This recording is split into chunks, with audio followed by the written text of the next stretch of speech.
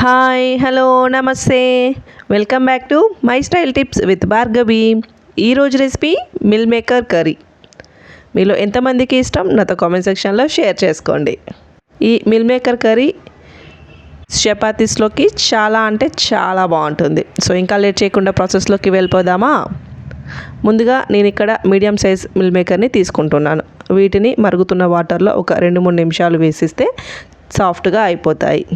ఇప్పుడు వీటిలో నుండి వాటర్ అంతా వంపేసుకొని ఇట్లా గట్టిగా ప్రెస్ చేస్తే వాటర్ అంతా కూడా బయటకు వచ్చేస్తుంది. ఇప్పుడు వీటిని పక్కకు తీసుకోవాలి. ఇప్పుడు స్టవ్ ఆన్ చేసి స్టవ్ మీద కడాయి పెట్టుకోవాలి. కడాయి హీట్ అయిన తర్వాత ఒక 2 స్పూన్ల ఆయిల్ని వేస్తున్నాను.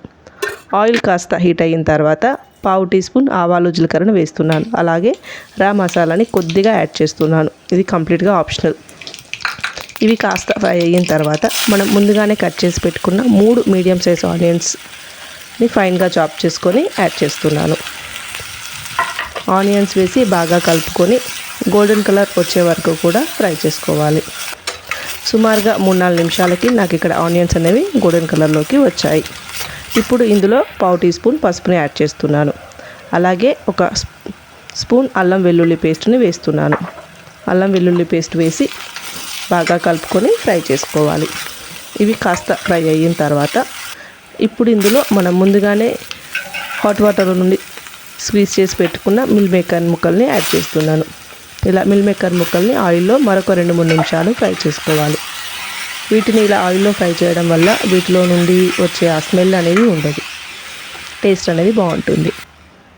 సుమారుగా 2-3 నిమిషాల తర్వాత ఇప్పుడు ఇందులో మనం ముందుగానే కట్ చేసి పెట్టుకున్న టమాటో ముక్కల్ని యాడ్ చేస్తున్నాను. టమాటో ముక్కల్ని వేసి బాగా కలుపుకొని మరొక 2 నిమిషాలు ఫ్రై చేసుకోవాలి. ఇప్పుడు టమాటో ముక్కలు అనేవి మనకు కాస్త మెత్తబడిపోయాయి. ఇప్పుడు ఇందులో మన స్పైసెస్ని యాడ్ చేసుకుందాం.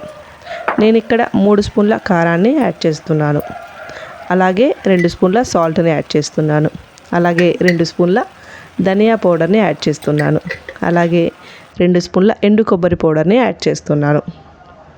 ఎండు కొబ్బరి పౌడర్ వేయడం వల్ల గ్రేవీ అనేది థిక్నెస్ వస్తుంది. సో వీటన్నిటిని వేసి బాగా కలుపుకొని మరొక 2-3 నిమిషాలు ఫ్రై చేసుకోవాలి. అవసరం అనిపిస్తే మూత పెట్టేసుకోవాలి. ఒక 2 నిమిషాల తర్వాత మూత తీసేస్తే మనకి స్పైసెస్ అనేవి కాస్త ఫ్రై అయిపోయాయి. ఇందులో మన కోసం కావాల్సిన వాటర్ని యాడ్ చేసుకుంటున్నాను. సుమారుగా ఒక పెద్ద గ్లాస్ వాటర్ని యాడ్ చేస్తున్నాను. వాటర్ వేసి బాగా కలుపుకొని మూత పెట్టేసుకొని మరిగించుకోవాలి. మీరు కనుక నా ఛానల్ని ఫస్ట్ టైం చూస్తున్నట్లయితే నా ఛానల్ని సబ్స్క్రైబ్ చేసుకోండి. మీరు సబ్స్క్రైబ్ చేసుకోవడం వల్ల నాకు కాస్త ఎంకరేజింగ్గా ఉంటుంది. ఫ్రెండ్స్ అండ్ ఫ్యామిలీ మెంబర్స్తో కూడా షేర్ చేసుకోండి. సుమారుగా 3-4 నిమిషాల తర్వాత మూత తీసేసి ఒకసారి బాగా కలిపేసుకొని మళ్ళీ మూత పెట్టేసుకొని మరిగించుకోవాలి. ఈ గ్రేవీ అనేది కాస్త చిక్కబడిన తర్వాత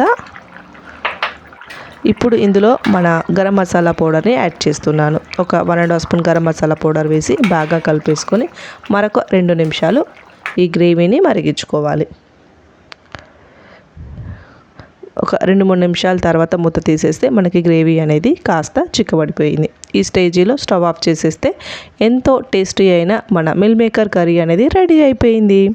మీరు కూడా మీ ఇంట్లో ట్రై చేసి మీకు ఎలా వచ్చిందో నాతో కామెంట్ సెక్షన్లో షేర్ చేసుకోండి. Thanks for watching.